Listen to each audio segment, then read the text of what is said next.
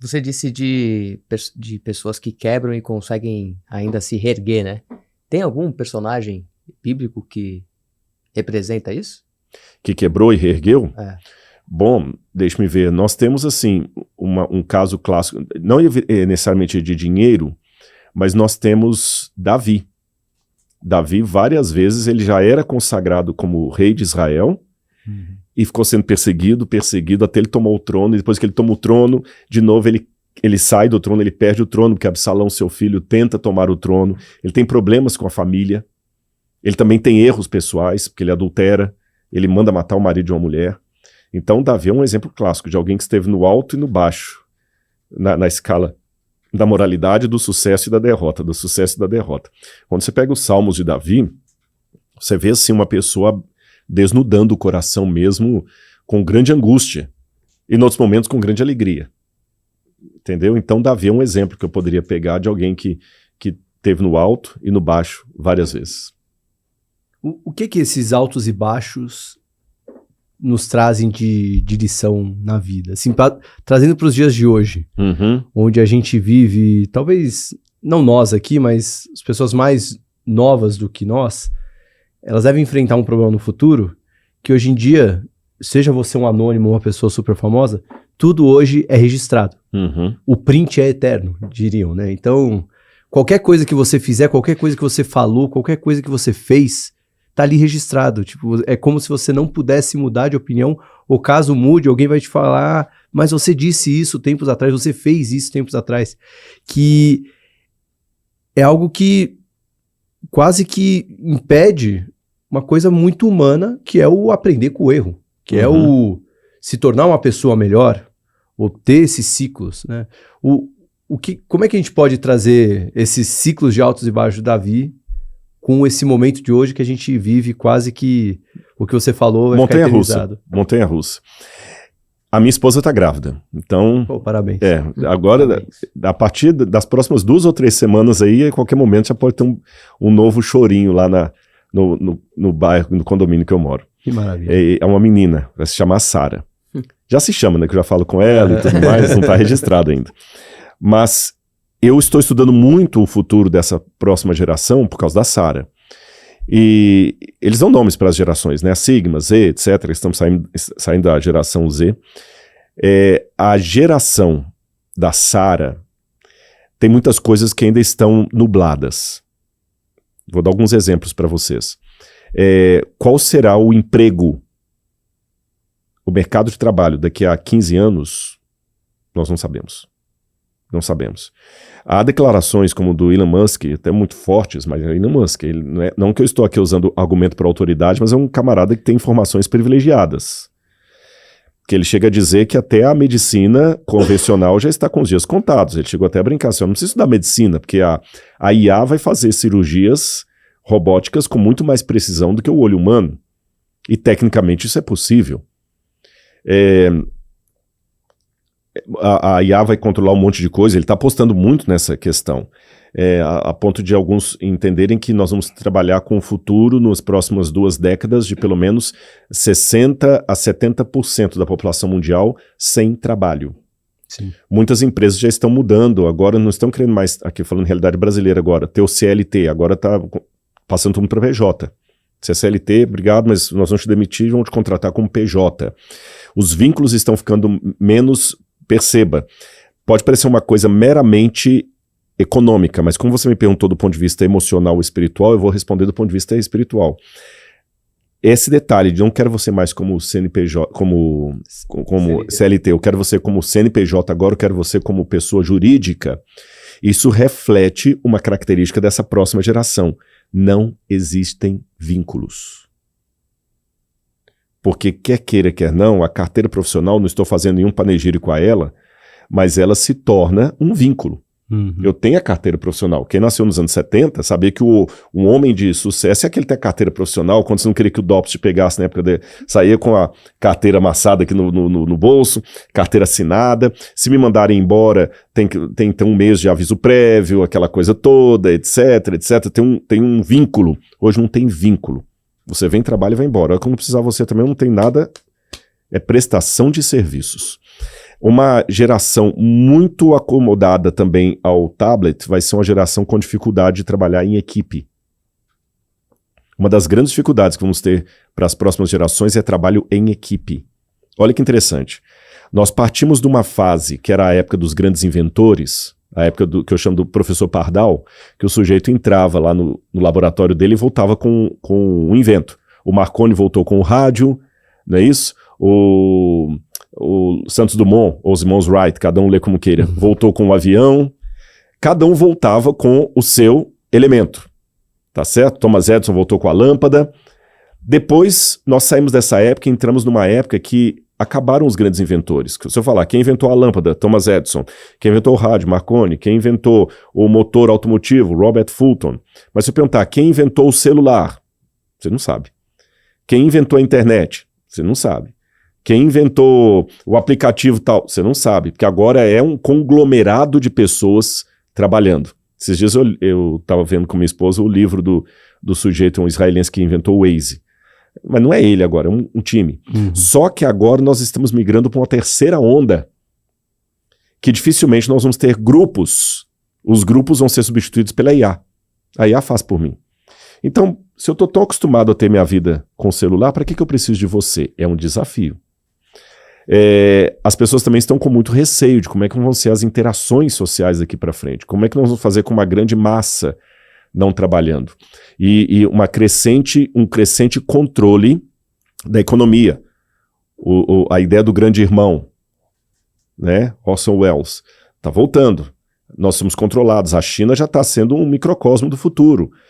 Que você agora, sua face está sendo fotografada eu sei onde é que você esteve só pelas fotografias. Uhum. Esse negócio de você sempre ter que dar os seus dados, alguma coisa, eles estão te controlando. Nós estamos vivendo o grande irmão, o Big Brother. Não no sentido da Globo, no sentido do clássico. Do 1974. Exatamente. Então nós estamos vivendo assim, vivendo um Big Brother. E onde é que está a nossa liberdade? E os nossos valores? E o ensino? E onde é que vai estar a minha influência de pai perante uma filha que vai estar cada vez mais no mundo internetico? Eu ainda eu sou dos anos 70, eu ainda nasci numa época analógica, porque eu datilografei em máquina de datilografar. Eu recebi e enviei cartas. Eu escrevi de maneira cursiva. Eu aprendi idiomas olhando gramática. E agora minha filha vai nascer num mundo que ela já vai ter ar-condicionado no quarto dela. Que ela vai ter babá eletrônica. Que ela já vai nascer num mundo totalmente automotivo. De telas. De telas. Como é que vai ser isso? Eu vou dizer para vocês num único princípio. Nós temos que tomar a ousadia de começar a ser minoria. E não ter medo de ser minoria. Eu sei que vai na contramão de muita coisa do que o mundo corporativo manda, às vezes fala, não, a tendência do mercado é essa. Isso vale para o mercado.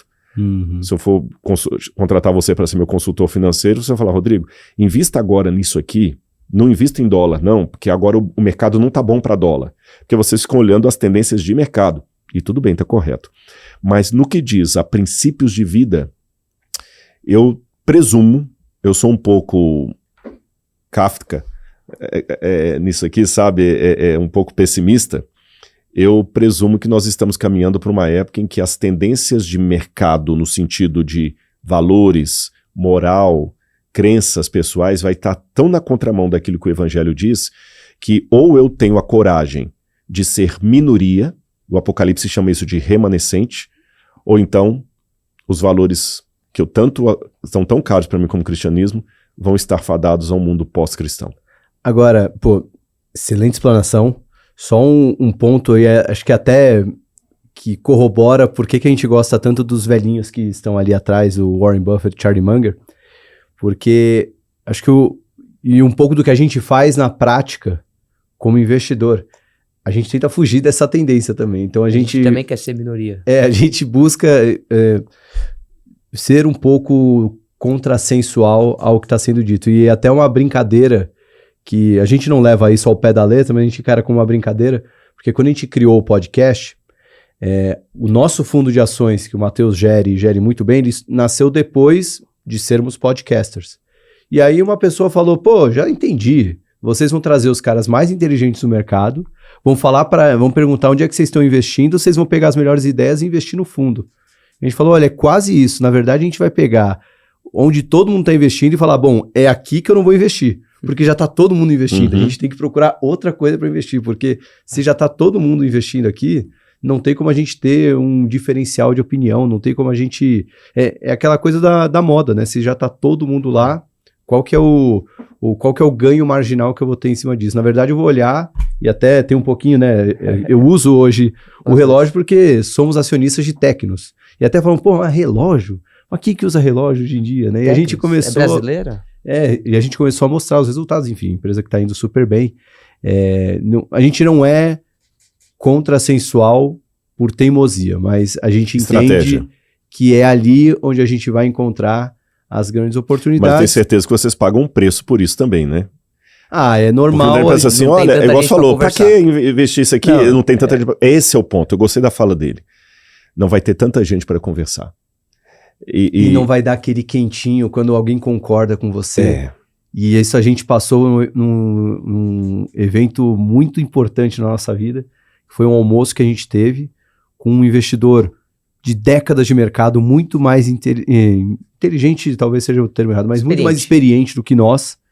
E o Matheus estava contando que estava investindo numa empresa chamada Vulcabras. A gente está até com o tênis aqui no pé, que é dona da marca Olímpicos e outras marcas. E quando o Matheus falou que investia em Vulcabras, esse cara falou, o quê? Essa empresa, eu tô vendido nessa empresa, eu tô apostando que ela vai cair. E começou a contra-argumentar, e o Matheus levou ali uns 10 minutos do almoço, serenamente explicando porque a gente investe nela, mas depois do almoço a gente ficou, caramba, será que a gente tá fazendo alguma besteira? Porque no final acabou se provando favorável a nós, a empresa foi muito bem. É desconfortável. Mas é desconfortável. É você falar com alguém que vira pra você e fala, você está errado, eu discordo de você. Você tem que saber lidar com esse desconforto. E o próprio Warren Buffett fala, né, que quando você olha, você está olhando o mercado financeiro, comprar ações, é muito diferente de você, por exemplo, apostar em quem vai ser o vencedor de uma eleição. Porque geralmente o vencedor da eleição é aquele que é mais falado. O que é mais falado, mais popular, provavelmente ele vai ganhar as eleições. Agora, a ação mais popular, geralmente não é a que vai te dar mais dinheiro. Você tem que ir naquela que ninguém está olhando, que está todo mundo pessimista, que não vai acontecer. Então é um pouco disso, né? O ser popular nas ações geralmente é algo ruim. E por isso que é importante a questão dos princípios. Quando você tem princípios muito sólidos, quando você acredita em quem você é e no que você está fazendo, fica muito mais fácil de você ouvir alguém falando você está enganado e você ouvir respeitosamente, mas dizer, ok, discordo, mas obrigado. É por isso que a gente tem que ter muito claro em um dos pontos que a Bíblia coloca, hoje escolheis a quem servis, fala em termos assim, né? Quem você é, de fato.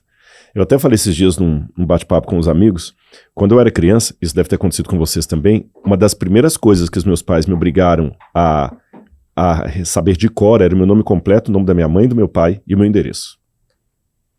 E eu entendi isso na prática um dia que eu estava em Belo Horizonte, no Parque Municipal. Eu estava com meu pai ali, meu pai gostava de tocar numa banda lá chamada Banda Mole. Era um carnaval fora de época. Eu tinha uns 5, 6 anos de idade.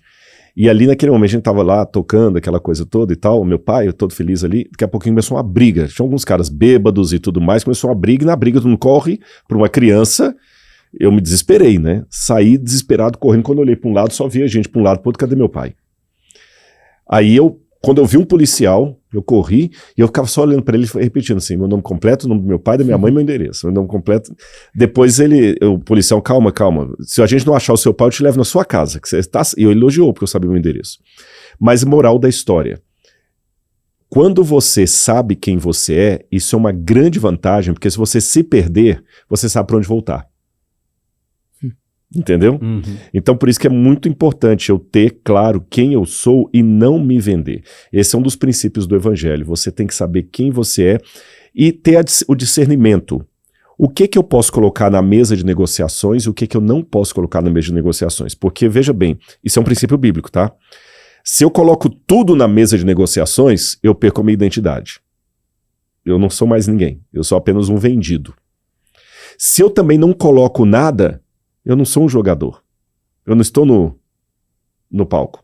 Então eu tenho que ter muito claro para mim, bom, esses princípios aqui eu não posso negociá-los. Agora esses aqui eu posso. Você entendeu? Esses aqui eu posso. Vou dar um exemplo com igreja. Algumas igrejas mais conservadoras, a minha, a Adventista do Sétimo Dia, eu coloco aí, tem muito ainda o costume de no sábado pregar de terno e gravata. Tá certo? Só que em algumas outras igrejas eu já estou pregando sem paletó e gravata. Eu mesmo não preciso mais o paletó e gravata como no passado. Hoje está mudando isso aí. Por quê? Porque antigamente o Cid Moreira apresentava o Jornal Nacional de paletó e gravata, o gerente do banco estava de paletó e gravata. Se esse podcast fosse nos anos 80, vocês estariam de terno e paletó e gravata, eu também aqui, tudo mais e tal. Hoje mudou. Olha a camisa que estou aqui que vocês estão. Então, isso pode entrar na mesa de negociação. Vamos colocar agora o preletor, o palestrante, o pregador, o pastor, com uma roupa que converse mais com os jovens. Tá tudo bem. Há lugares que são mais resistentes à mudança, a gente entende isso, mas não é um desvio de conduta. Agora, para que uma igreja, por isso que eu dei o exemplo, ela faça isso, ela tem que saber o que ela não pode negociar. E quando uma entidade religiosa começa a colocar na mesa coisas inegociáveis, aí começa a complicar. E aí é um grande problema para quem lida com a teologia. Porque qualquer erro em nome de Deus, ele é pior.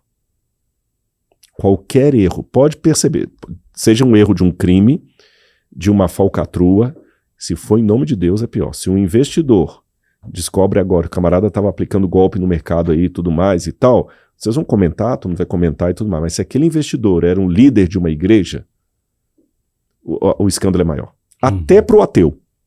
Você não precisa ser religioso. Pô, mas já pensou? O camarada era um religioso. Então o estrago é muito maior.